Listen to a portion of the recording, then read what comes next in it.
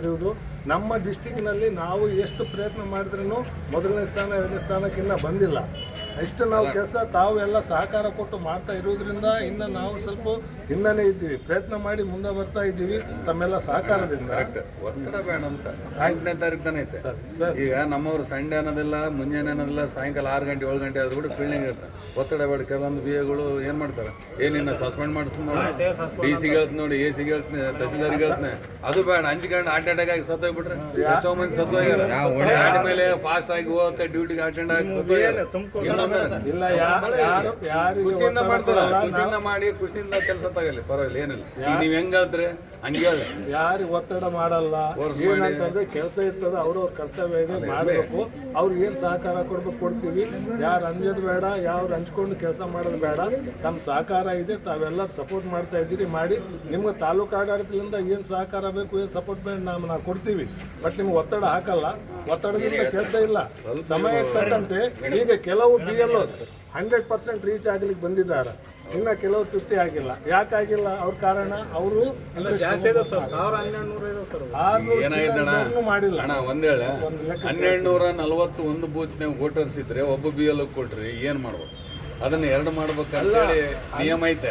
600 ಇದೆ, 2 ಬೂತ್ ಮಾಡ್ಬೇಕು, 2 polling station ಮಾಡ್ಬೇಕು, 2 ವೋಟ್ ಲೀಡ್ಸ್ 2 ಮಾಡ್ಬೇಕಂತ ಐತೆ. ಈಗ 1240 ಐತೆ. 1440 ಇದೆ. ಅಂಥವು ಎಕ್ಸ್ಟ್ರಾ ಜಾಸ್ತಿ ಇದ್ದದ್ದು ಮತದಾರಲ್ಲಿನೂ ನಾವು ಅವ್ರಿಗೆ ಸಪೋರ್ಟಿಂಗ್ ಆಗಿ ಸಿಬ್ಬಂದಿಗಳನ್ನು ಕೊಟ್ಟಿವಿ. ಅವ್ರಿಗೆ ಒತ್ತಡ ಪೂರ್ವಕ ಕೆಲಸ ಇಲ್ಲ. ಅವ್ರಿಗೆ ಸಹಾಯ ತಗೊಳ್ಳಿಕ್ಕೆ ಸಹಕಾರಕ್ಕೋಸ್ಕರ 3-4 ಮಂದಿನ ನಾವು ಸಪೋರ್ಟಿಗೆ ಕೊಟ್ಟಿದ್ದೀವಿ. ಇನ್ನು ಯಾರಿಗೂ ಬೇಕು ಹೇಳಿ, ಅವ್ರು ನಿಮ್ಗೆ ಹೆಲ್ಪಿಗೆ ನಾವು ಸಪೋರ್ಟಿಗೆ ನಾವು ಸಹಾಯಕರಾಗಿ ಕೊಡ್ತೀವಿ.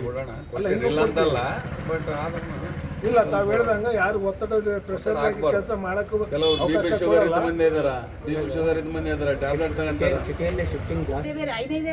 ಮನೆಗೆ ಬರ್ರಿ ಅಂತಾರೆ ಸರ್. ಅವ್ರು ಎಲ್ಲೆಲ್ಲ ಫೋನ್ ನಂಬರ್ ಇಲ್ಲ, ಏನಿಲ್ಲ ಸರ್. ನಾನೇನಂದೆ, ಅವರು ಅಂಗನವಾಡಿ ಟೀಚರ್ಗೆ ಅವ್ರಿಗೆ ಫೋನ್ ಮಾಡಿದ್ರೆ ನಿನ್ನೆ 10 ಸಲ ಮಾಡಿದ್ರೆ 1 ಸಲ ರಿಸೀವ್ ಮಾಡ್ಯಾರ ಸರ್. ಬಂದು 10 ನಿಮಿಷ ಕುಂತು ನಾನು ಹೋಗಿ ಬರ್ತೀನಿ ಅಂತ ಹೋಗ್ಬಿಟ್ಲು ಸರ್. ಕರ್ಕೊಂಡ್ ಬರ್ತೀನಿ, ಬರ್ಲೇ ಇಲ್ಲ. ಇವತ್ತು ಹೇಳಿದ್ರೆ ಚೆನ್ನ ನನ್ಗೆ ದಬಾಯಿಸ್ತಾನ ಅಮ್ಮ.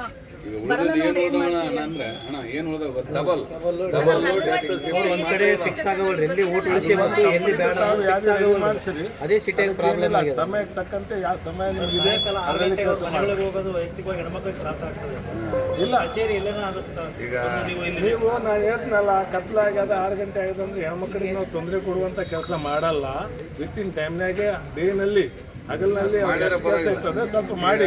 ನಿಮಗೆ ಸಪೋರ್ಟರ್ಸ್, 1 ನಿಮಿಷ, ಇನ್ನೊಂದು ನಿಮ್ಗೆ ಸಪೋರ್ಟರ್ಸ್ ನಾವು ಯಾರು ಹೆಲ್ಪರ್ಸ್ ಕೊಟ್ಟಿವಿ, ಗಂಡು ಮಕ್ಕಳು ಇದ್ರೆ ಅವ್ರ ಕಡೆಯಿಂದ ಯಾವ ದಾಖಲೆ ಇದ್ರೆ ಕವರ್ ಮಾಡ್ಲಿಕ್ಕೆ ಹೇಳಿ. ನೀವು ಮರುದಿವಸ ಬೆಳಗ್ಗೆ ಬೇಕಿದ್ರೆ ಅವ್ರಿಗೂ ಜೊತೆಲಿ ಅಂತ ಅಪ್ಡೇಟ್ ಮಾಡಿ.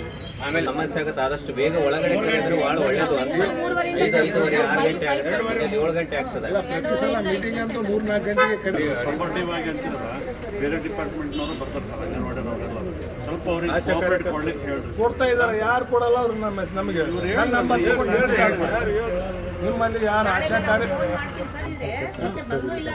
ಇಲ್ಲ. ಒಂದು ಕೆಲಸ ಮಾಡಿ, ಡೈರೆಕ್ಟ್ ನನ್ನನ್ನು ಕಾಲ್ ಮಾಡಿ, ನಿಮ್ಗೆಲ್ಲ ಸಹಕಾರ ಕೊಡ್ತೀವಿ. ಯಾರು ಅಂಗನವಾಡಿ ಅವರಿರಲಿ, ಆಶಾ ಕಾರ್ಯಕರ್ತರಿರಲಿ, ಕಡ್ಡಾಯವಾಗಿ ನಿಮ್ಮ ಜೊತೆಯಲ್ಲಿ ಸಹಕಾರ ಕೊಡಬೇಕು.